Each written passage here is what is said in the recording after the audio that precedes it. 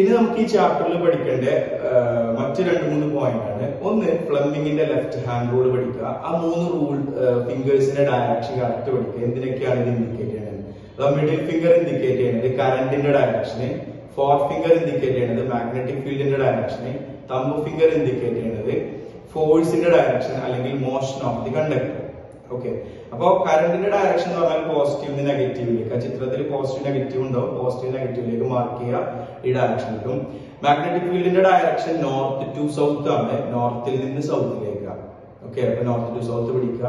പിന്നെ ടെക്സ്റ്റ് ബുക്കിൽ ഒരു റിംഗ് മാഗ്നറ്റിന്റെ ഒരു ക്വസ്റ്റ്യൻ ഉണ്ട്. ആ റിംഗ് മാഗ്നറ്റിന്റെ ക്വസ്റ്റ്യൻസുകൾ ക്ലിയർ ആയിട്ട് വായിച്ച് നോക്കിയിട്ട് പഠിക്കുക കേട്ടോ. റിംഗ് മാഗ്നറ്റ് നോർത്ത് പോൾ ആകുമ്പോൾ അത് ശരിക്കും ഇങ്ങനെ പുറത്തു കൂടെയാണ് വരിക. അപ്പൊ അതിന്റെ നോർത്ത് എവിടെയാണ്, അതിന്റെ മേലേക്കാണ് നമ്മൾ പിടിക്കേണ്ടത്.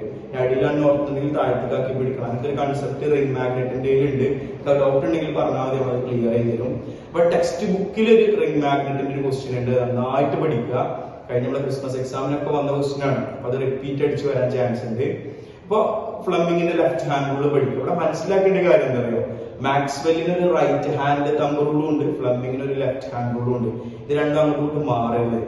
ഡയറക്റ്റ് ആയിട്ട് ചോദിക്കില്ല, പകരം മാഗ്നറ്റിക് ഫീൽഡിൽ നിൽക്കുന്ന ഒരു മാഗ്നറ്റിക് ഫീൽഡിൽ നിൽക്കുന്ന ഒരു കണ്ടക്ടറിലേക്ക് ഒരു കറണ്ട് പാസ് ചെയ്യുമ്പോൾ അവിടെ ഒരു ഫോഴ്സ് എക്സ്പീരിയൻസ് ചെയ്യുന്നു.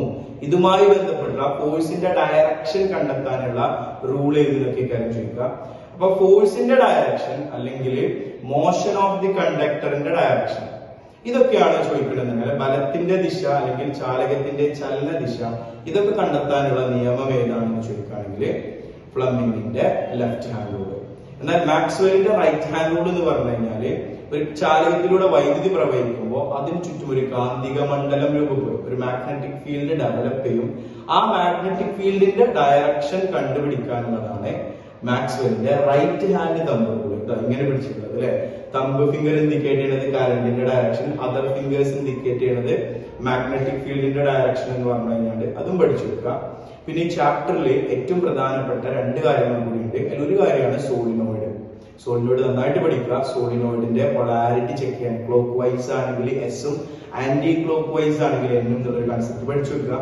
മാറിപ്പോയത് ക്ലോക്ക് വൈസ് എന്ന് എഴുതുമ്പോൾ അതിൽ എസ് ഇടുക, ആന്റി ക്ലോക്ക് വൈസ് വരെ എൻ വരുന്നുണ്ട്. അപ്പൊ ആന്റി ക്ലോക്ക് വൈസ് ആണെങ്കിൽ അതിൽ എൻ ഇടുക. ഈ ഒരു കൺസെപ്റ്റ് പഠിച്ചു വെക്കുക. സോളിനോയിഡിന്റെ പൊളാരിറ്റി റെഡിയാക്കി വെക്കുക. അതേപോലെ തന്നെ സോളിനോയിഡും ഒരു ബാർ മാഗ്നറ്റും തമ്മിലുള്ള ഡിഫറൻസ്, 4ഓളം ഡിഫറൻസുകൾ ഉണ്ട്. ആ 4ഓളം ഡിഫറൻസുകൾ പഠിക്കുക. നമുക്ക് ടെക്സ്റ്റ് ബുക്കിൽ അതുപോലെ നോക്കി പഠിച്ചാൽ മതി, വലിയ ബുദ്ധിമുട്ടൊന്നുമില്ല. ഓക്കെ, പിന്നെ അതേപോലെ തന്നെ അതിൽ പഠിക്കേണ്ട ഒരു പ്രധാനപ്പെട്ട പോയിന്റ് ആണ് സർക്കുലർ കണ്ടക്ടറിന്റെ മാഗ്നറ്റിക് ഫീൽഡിന്റെ ഡയറക്ഷൻ. ഇതുകൊണ്ട് പേജിന് ടെക്സ്റ്റ് ബുക്കിൽ ഉണ്ട് ഒരു സർക്കുലർ കണ്ടക്ടർ എന്നാണ്. അതിന്റെ 2 ഡയറക്ഷനിലുള്ള മാഗ്നറ്റിക് ഫീൽഡിന്റെ ഡയറക്ഷൻസ് കണ്ടുപിടിക്കാനുള്ള ഒരു ചിത്രമൊക്കെ തന്നിട്ടുണ്ട്, അത് നോക്കുക. സർക്കുലർ കണ്ടക്ടർ ആണെങ്കിൽ ശ്രദ്ധിക്കുക, ക്ലോക്ക് വൈസ് ആണെങ്കിൽ ഔട്ട്സൈഡിന് ഇൻസൈഡിലേക്കും, ആന്റി ക്ലോക്ക് വൈസ് ആണെങ്കിൽ ഇൻസൈഡിന് ഔട്ട്സൈഡിലേക്കും.